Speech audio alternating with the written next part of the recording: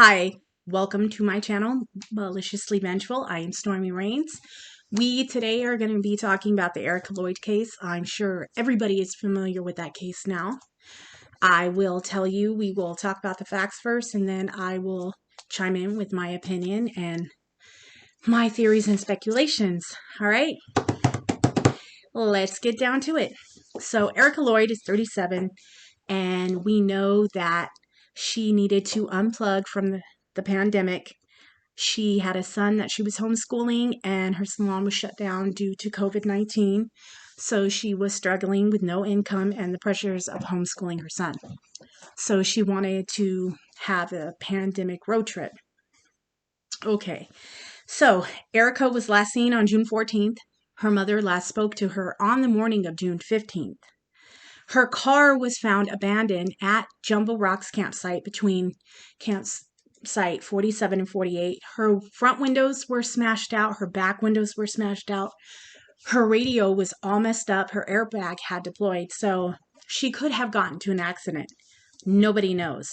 Park rangers did leave a note on her car.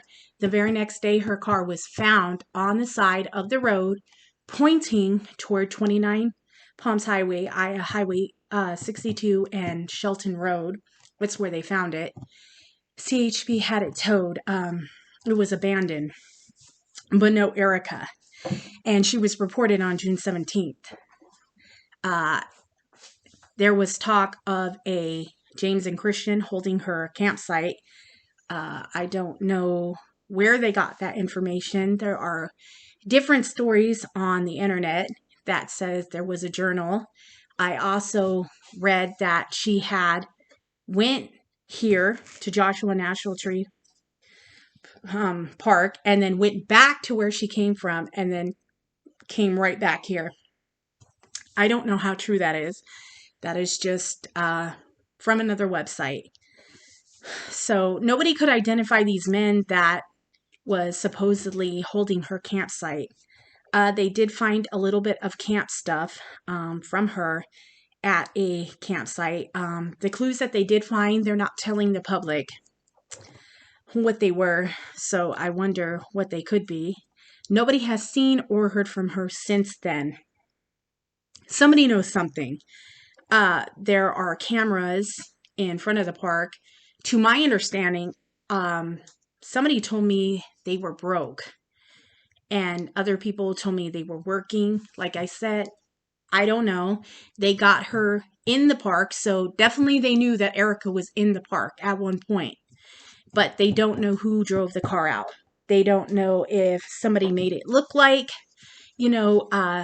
she did it or somebody else did it. I don't think she would do that to her own car.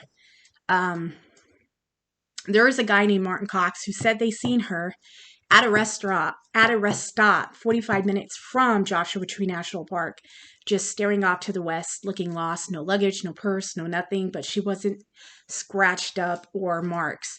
There was 2 reports.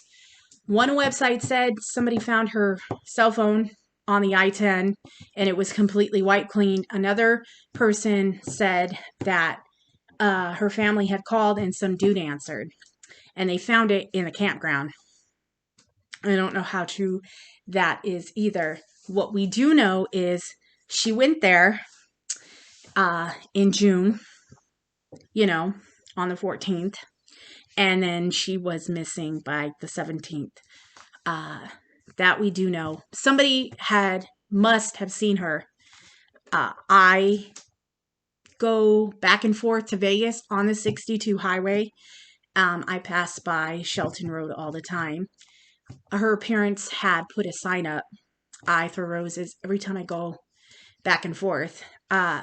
Anyways, like I said, it's fishy. Somebody had to have seen something. She stopped for gas or something. Somebody's just not saying anything. I don't know why nobody wants to speak up. It's not fair. She deserves to be found. Her friends and family need her home, especially her son. I don't know how I would feel if it was my daughter. I will tell you, I am doing everything I can. I have these missing flyers printed up. I have all kinds. They're on my car. Um, so people can see, and I travel quite a bit. When I go to Vegas, there is a rest stop between here and Vegas on Cal Baker Drive. I had put them up there, but somebody took most of them down except one. I am totally ashamed at the person who did that. I am trying to get the word out. It is not fair for those to be taken down because somebody could have seen something and seen that flyer and called in. So you are potentially lessening people's voice and stuff like that. It should stay up. I'm very disappointed. Park rangers, you should leave that up. It's very concerning to me that only one out of the many that I posted all up in the girls' bathroom, all around the rest stop, one was remaining, and I had posted in Vegas. I am soon going to have shirts made that said, "Bring Erika home. Have you seen Erika?" and have her picture, and so on and so forth. Okay, to my opinion and my theories.